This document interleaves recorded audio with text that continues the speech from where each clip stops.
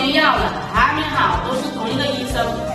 一开始刚刚咳的时候，我就带他去拿药了，然后呢，去他那里去了3趟，一次2天药，一共吃了6天了还没好。然后刚才医生，让我买这个给西西做雾化嘛，然后刚雾化完刚回来，做了10几分钟，就是给他，吸着让他张开嘴，雾化嘛。然后因为他咳嗽，天天半夜的时候咳得很有痰，咳不出来。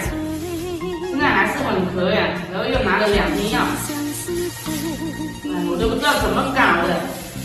一咳的时候，刚刚咳我就带他去看了，然后在那个医生那里拿了3趟了，1趟2天药，一共6天药了还没好。我跟他就问医生，我说他一咳我就带他去看了，我说吃了6天药了怎么还没好？然后医生还说，他说谁叫你吃完了药又不给他过来拿药呢？他说你吃完药你又过来拿呀？他说谁叫你停药？我说不要天天吃药才会好啊！我都听到他这话，我都很纳闷。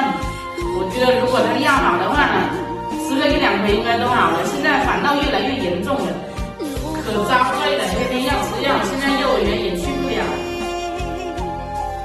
你几天没去幼儿园啦？3、4天了是不是？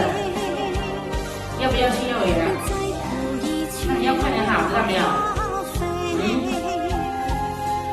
他说这个给了钱了，就是自己的，可以拿回家，然后把它洗干净，下次明天又能用。他说，医生说，这个是药。